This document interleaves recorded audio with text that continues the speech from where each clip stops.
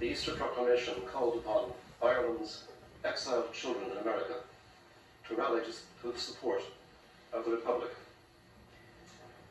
This Christian brother has written a book about how the exiled children got to America during the horrors of famine immigration. The British are always telling us to forget about it, as we should forget everything else they did to us. They offer us amnesia in return for nothing. On behalf of the exiled children in America, we're gathered here in Toronto tonight to welcome you and to assure you that we do support the Republic and that we shall support it till victory and thereafter. Please take this book from us. Well, thank you very much, Ahar. Pyramida Mahagat, as of the Yausha, of Runarum, and of the Toronto. August, is Bradom and Msgr Shalev. I like to read the story of our forefathers who were driven from their country in the greatest mass exodus of the 19th century, but who established here on this side of the Atlantic this other Ireland, and from that great store of strength supported the movement at home, the Fenian Brotherhood, the Land League which broke the power of the landlord, and right into the 20th century, and which will be with us to the end of this phase, the final phase, when we will break British power in Ireland and have our own country. When we have done that, well then we will see about forgiving them, but not until the wrong is righted. And when that is done, we look forward to the greatest influx in history when the exiles come home. Good, good. Until then, welcome again. John. Before we have our guest speaker this evening, I'd like to introduce you gentlemen to the chairman of the IPOW committee, Msgr Kelleher.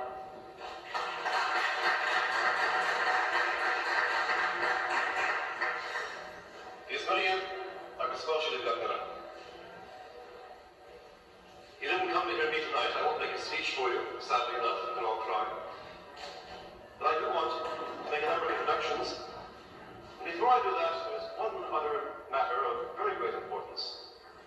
I'd like to ask for a prayer for the repose of the soul of one of our executive members who was killed very tragically in January. This is our first large meeting since then. I refer to Peter Farley, former PRO of the Irish Prisoner of War Committee and one of our very hardest workers.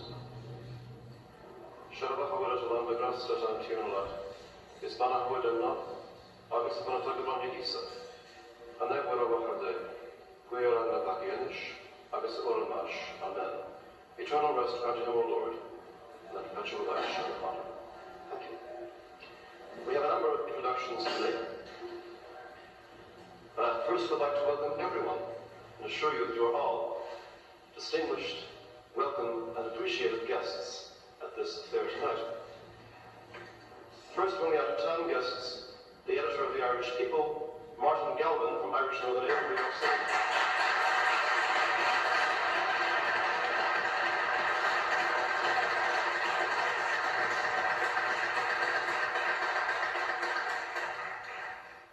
From the Irish National Caucus and the Truth Event at the National Front League, Peter Farley.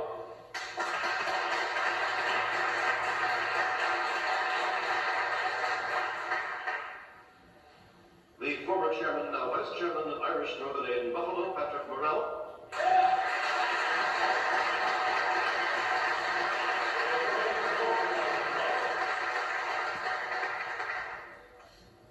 The Irish National Caucus from Rochester, New York. Phil Sloan.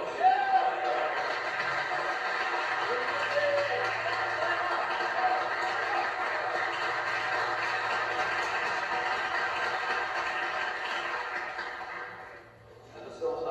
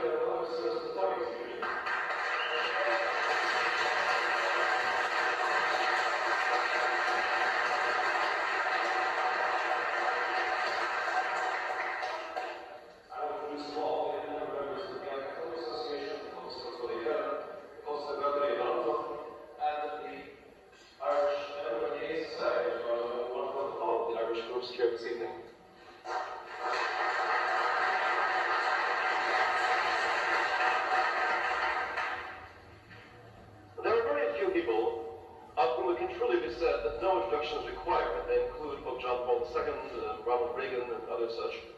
But they also include much more delightful people, such as our guest this evening.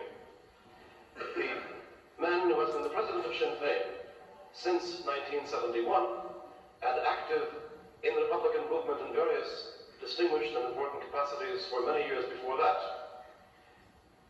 who has come to Canada now, this is the third time in 4 years, if I remember correctly, who has just spent the last 4 and some weeks touring in Canada, strengthening our committees all across the country from Newfoundland to Vancouver, and who said to me in the car coming here this evening that he intended to keep very close to us in Canada in the future, having just spent all this effort to strengthen the Republican solidarity movement here. Put your hands together and welcome the President of Sinn Féin, the Honourable Ruairí Ó Brádaigh.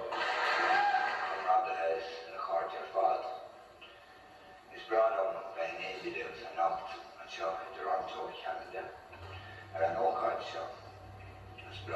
Irish Nortern Aid, Ontario, Cumann,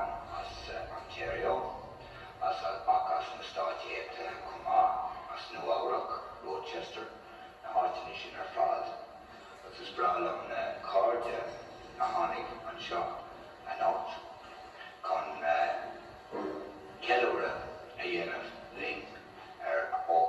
Kelleher,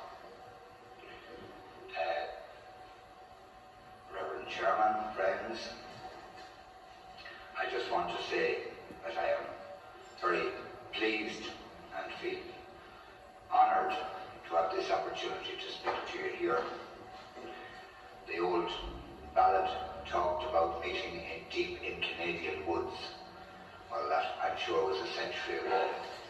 But I have met so many friends from one end of Canada to another. So many Irish people, so many members of the great human race who stand with us in our proud and positive cause to lift up the Irish people and to gain for them their rightful place on the face of this earth, the control of their own lives and their own country and their own resources. And that all of these people, not alone Irish people, but friends from the third world, people of every colour, of every creed, they've all been helping us, and it has been a great thing. Now, before getting into what I have to say, I want to refer to the fact that this is the last day of Easter week. And of course, Easter for us has a special meaning, because while St. Patrick's Day has a very wide appeal as Ireland's national day, Easter recalls for us the great rising of 1916 on Easter Monday. And Pearson Connolly shook hands in brotherly union under the portal of the GPO on O'Connell Street in Dublin, and said, from henceforth there is no Irish volunteers and no Irish citizen army, but only the army of the Irish Republic, the Irish Republican Army.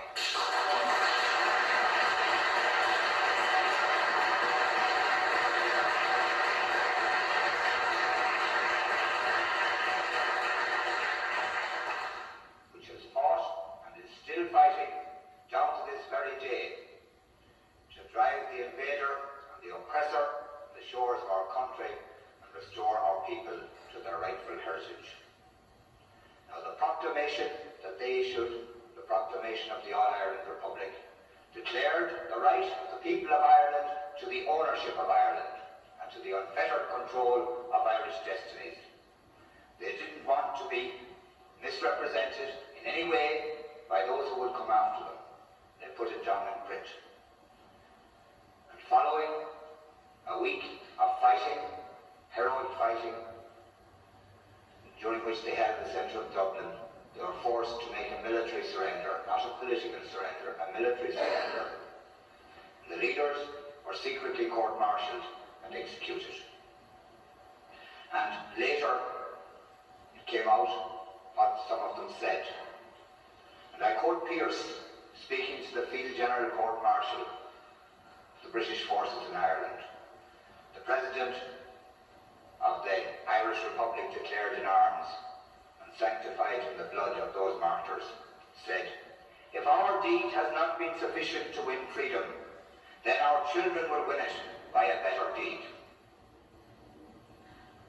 Thomas MacDonagh, the gifted poet, lecturer in English language and literature at University College Dublin, he said, "The generous, high-bred youth of Ireland will never fail to answer the call we pass on to them, will never fail to blaze forth in the red rage of war to win their country's freedom. Other and tamer methods they will leave to other and tamer men, but they must do or die." And James Connolly, the great Labour leader, the Vice President of the Provisional Government, the man who strove to lift up the poor and the oppressed in Scotland and Ireland and even in America, where he was a full-time organiser for the industrial workers of the world, the Wobblies, who was the military commander in Dublin during the Rising, and who, as he lay dying on his bed in Dublin Castle, was surrounded by British Army personnel and court-martialed on his deathbed and sentenced to death, was then removed by stretcher to Kilmaine in prison, was brought into the yard and strapped to a chair so that he might be executed, and his death hastened by a few hours.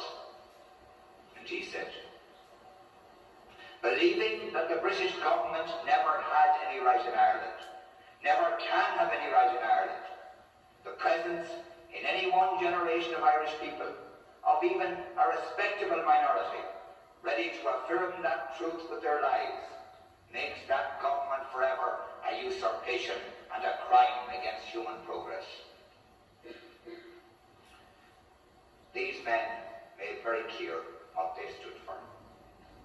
The people rallied to the standard that they unfurled, and 2.5 years later, in the 1980 election, they gave Sinn Féin 73 out of the 105 parliamentary seats in Ireland and voted for separation from England, an independent republic.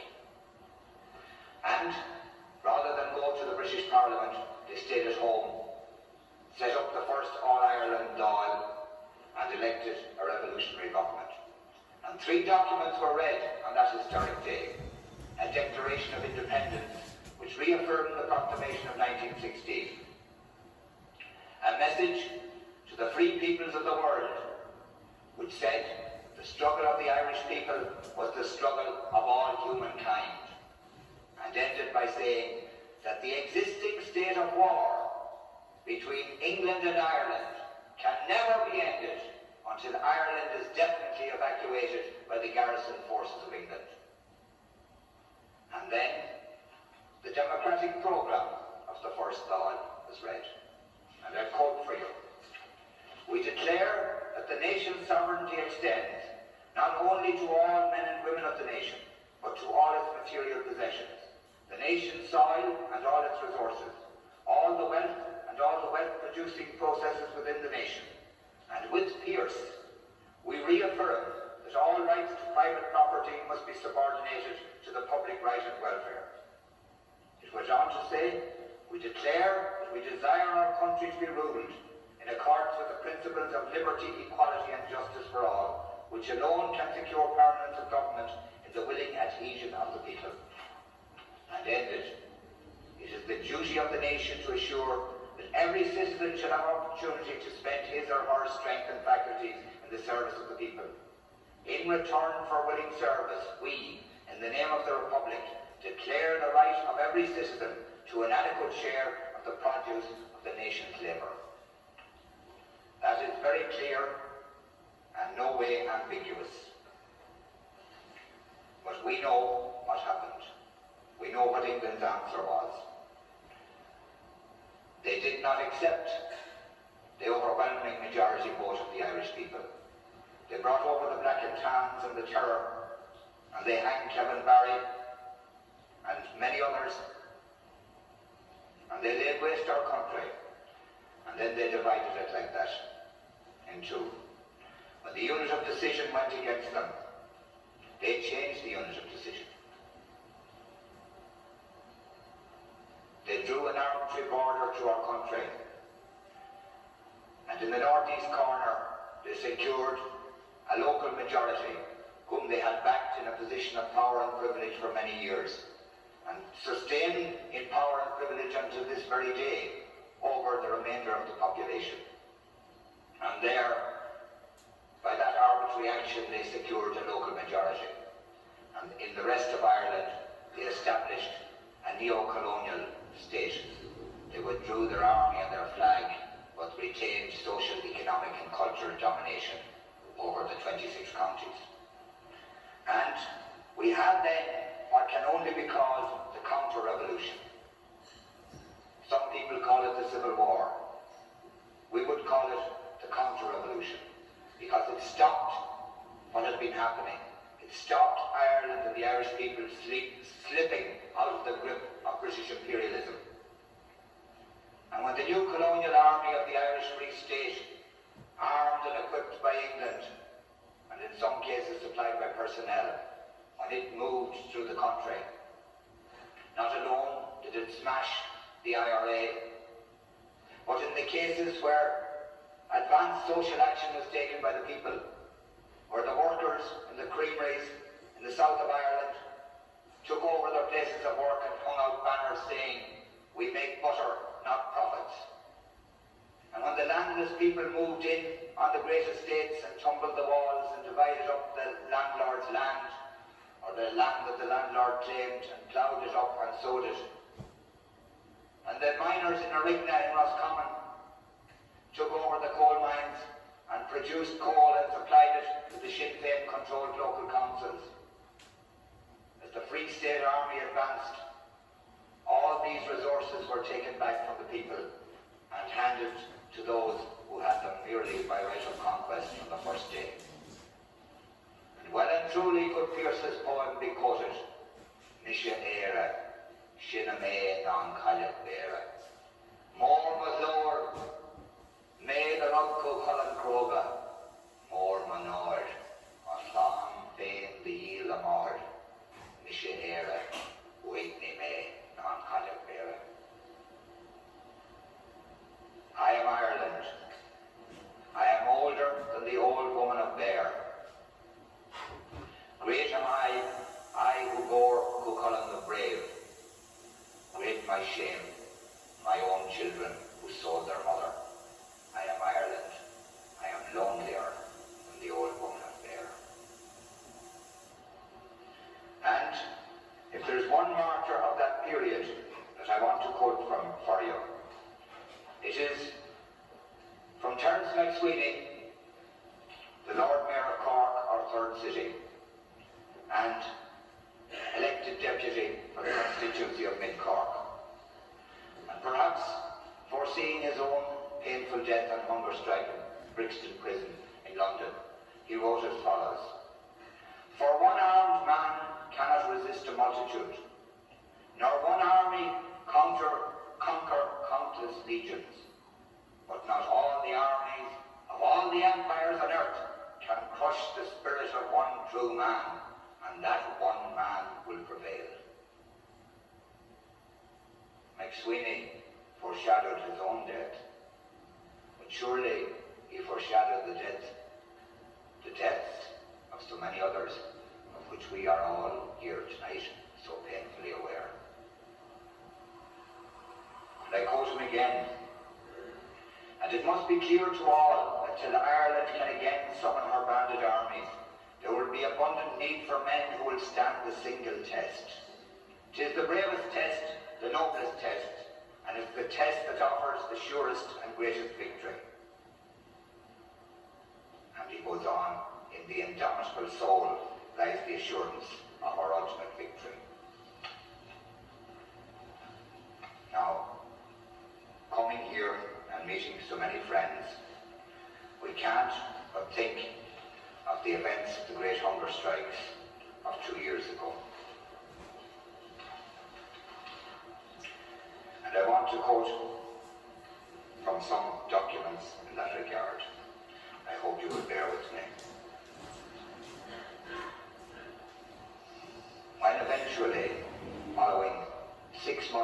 days, 217 days of hunger strike. The strike was abandoned by the men. They did so because church representatives had prevailed on their relatives to authorise medical intervention once they would go into coma, and then the intravenous feeding took place, the men recovered, and it was obvious that the same thing would happen again and again, so there was no point in continuing the hunger strike. And they issued this statement, which I want to quote in part. "We, the protesting Republican prisoners in the H blocks, being faced with the reality of sustained family intervention, are forced by this circumstance, over which we have little control at the moment, to end the hunger strike." And they finished.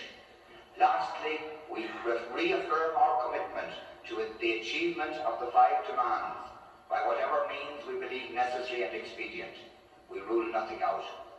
Under no circumstances are we going to devalue the memory of our dead comrades by submitting ourselves to a dehumanizing and degrading regime."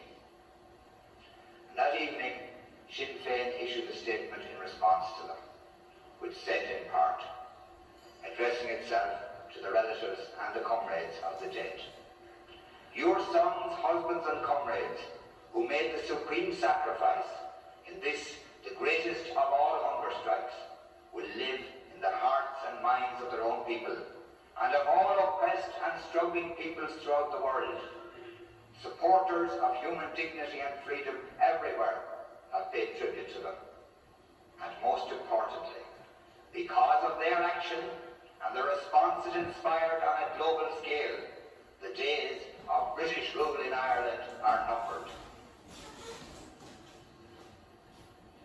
Now, it's interesting to quote from sources which would not be regarded as friendly.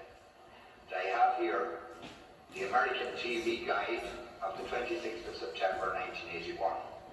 In an article entitled "The Battle for Northern Ireland, How TV Tips the Balance," it says, among other things, "More world attention was focused on the province," that's the 6 counties, "in May 1981 than at any previous time in its 60 years of history." And goes on to say how the hunger strikers had touched an international nerve and perhaps even transformed much of world opinion about the issues of Northern Ireland. Further, it says that these few men had been able not only to commandeer world attention, but to alter world opinion. Goes on to talk about a shambles being made of Prince Charles's June visit to America, and his subsequent planned visit of Princess Margaret having to be cancelled, and then says, "The hunger strike clearly is one of the great propaganda successes of all time." Well, there it is. And it's not from an Irish source even. It's clear what these men achieved in the most painful and the bravest manner possible. And surely people who perhaps are not so close to the subject must wonder how all this comes about. How does it all happen? Why? It has come about simply because centuries ago, our people, the people of Ireland, who were always a distinct cultural and political unit, were invaded and occupied by our more powerful neighbour. They came to rule us and to rob us, to drive us out and take our land and make us hewers of wood and drawers of water in our own country. They invaded and they colonised us. But we resisted. We as a people resisted, right down from the moment that the first invader set foot on Irish soil in the month of May 1169, until this, the month of April 1983. That resistance has gone on without a break, and the links in that chain of resistance have never snapped. We have kept open our claim to a separate nationhood, to having a separate people, separate civilization, heritage and way of life, and that has been guaranteed to us. by our forefathers and by our brothers and sisters down to this very night. We know that in the 18th century, under the penal laws, a native Irish person wasn't even presumed to exist. We know also that at the end of that century, that the Irish freedom movement modernised itself because the old Gaelic order had collapsed and adopted the most advanced political ideas of the time when it took unto itself the doctrines of the French Revolution: liberty, equality and fraternity, the brotherhood of all mankind. And Theobald Wolfe Tone, the founder of the Republican movement, the father of Irish republicanism, was, of course, as were many of his comrades and many of the leaders, an Irish Protestant. In the 19th century came what they called the Great Famine, the Great Tragedy. But the tragedy was not that 2 million people died, 1 million of starvation and another million of famine fever. The tragedy was that it was allowed to happen because enough food was grown in Ireland to feed the population twice over. The corn had to be sold to pay the English landlords, and the English soldiers came and they took it by force. And so our forebears died in the fields and the backs of ditches, as I've said to you before here, with their mouth green from eating nettles and grass, and trying to cover their ears so as not to hear the shrieks of their famished children. And the great exodus began across the Atlantic. The London Times boasted, they are going, and going with a vengeance. And soon a Celt will be as rare on the banks of Shannon as an Indian in Manhattan. It was genocide. But when the ships sailed in that great exodus and became known as the coffin ships ridden with fever, and when they refused entry to some American ports, and they came up the mouth of the great St. Lawrence River, and they died in the quarantine stations and Gros Seal and all those other places, and they're buried in those mass graves, some of which are marked by Celtic crosses. But many more survived, and this other Ireland on this side of the Atlantic in North America became the great source of strength and the mainspring of the Irish freedom movement from that time forward. And out of that great evil came so much good, because the Fenian Brotherhood was founded and funded from this side of the Atlantic. And the power of the landlords was broken in the land war of the 1880s, funded and supported from North America. Yes, and even into the 20th century, and even into 1983, that support is there. And that, with poetic justice, is, I suppose, the revenge. Because it is our exiles who are sustaining our freedom struggle, and who will sustain it right through to the very end.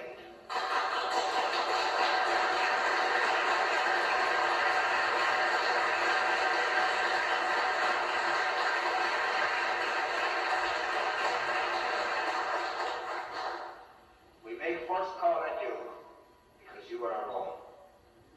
We feel we are entitled to make that call on you, and we do it with the same confidence as we did in the past. And so, coming to Canada this month of March and April of 1983, it has been asked of me many times, what do we ask of Canadians? What we ask of Canadians, and people in North America generally, is very simple.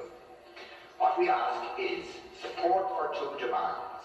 Number one, that the British government relinquish all claim to exercise sovereignty in any part of Ireland and bring home its army and its administration. And number two, that they recognise the right of the Irish people as a whole and acting as a unit to exercise the right to self-determination.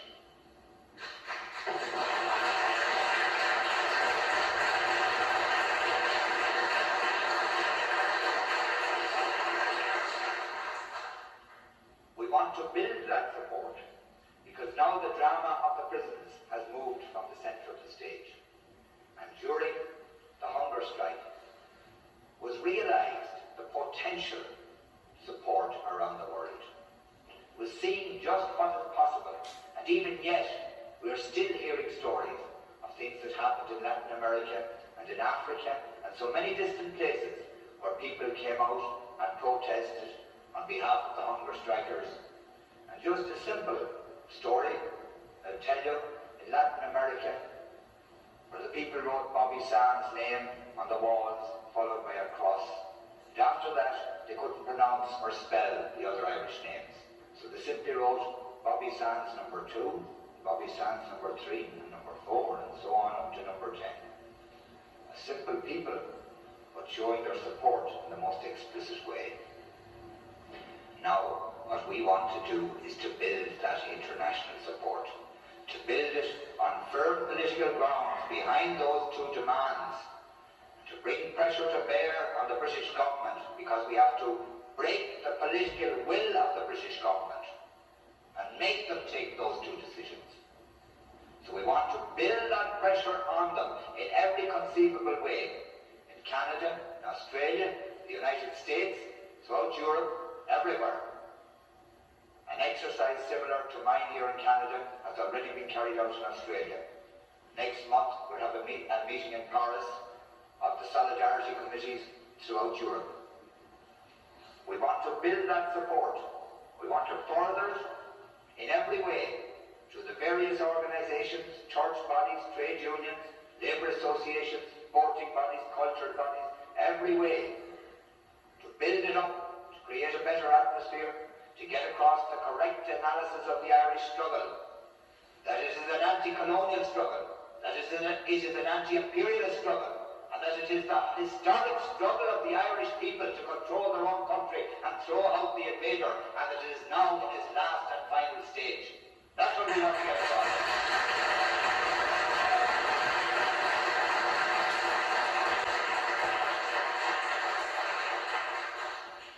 And right through from Newfoundland to Vancouver and back here, there were groups of people so willing to work, to raise money, finance their own situations, to help with the fairs, visiting speakers, and indeed to help to finance a full-time Irish information office here in Toronto, which is our immediate goal.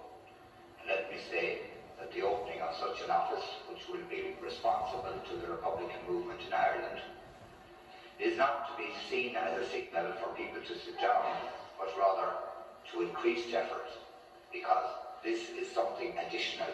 It's not, it's to put a head and shoulders, as it were, on the effort here in Canada. It is not a replacement for the work already being done. And so, we look forward with your goodwill and your support, because these things cannot be done without support. We look forward to that, to make this a reality. We want this completely separate from anything in the United States.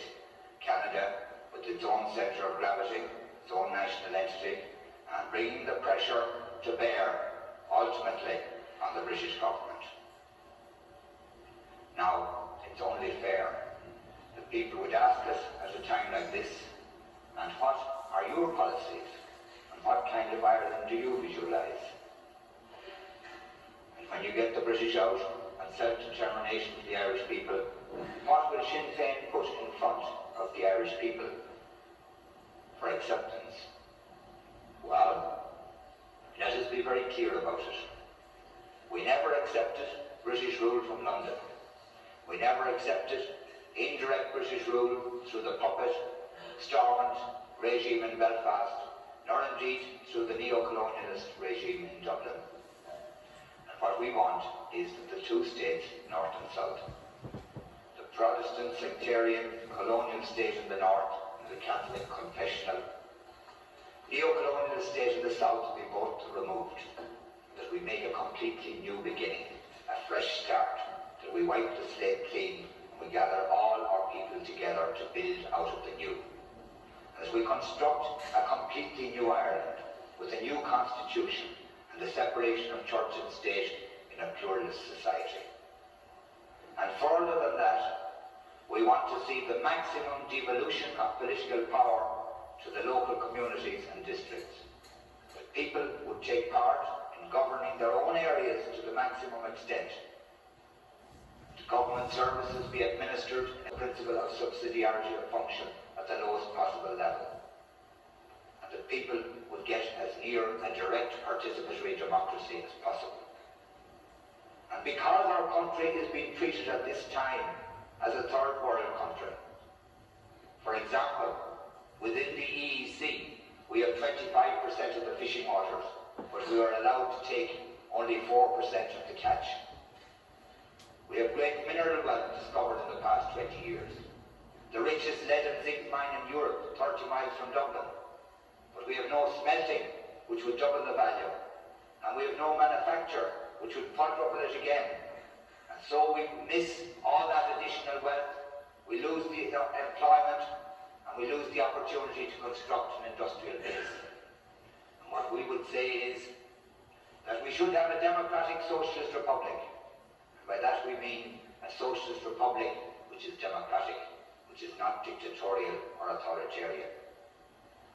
And that the key industries, banking, finance, insurance, mineral extraction, the cement industry, and everything that is essential to the life of the community should be nationalised under workers' control.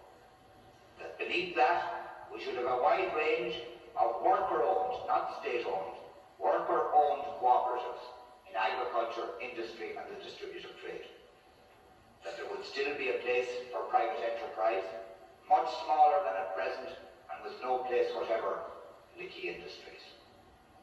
And we want that new Ireland to pull away from the power blocks east and west, from NATO and the Warsaw Pact, from Comecon and the EEC, and join with the struggling peoples of the Third World who are striving to throw off colonialism in the same way as we are, as we would apply for membership of the non-aligned nations movement. This, in brief, is the type of Ireland that we would wish to build. This, of course, is entirely a matter for the Irish people. We don't ask people in North America to support that. We would like them to, of course. We don't ask them to. We would like them to know who they are dealing with. And so, we wish to lay out very clearly where we stand. A much more democratic Ireland, control of our own resources for our own people, and development of them in a planned manner so as to give our children and our grandchildren a living in their own country, and build up our country and make it what it can be and what it should be, a shining example to the whole wide world. That's what we want to bring about.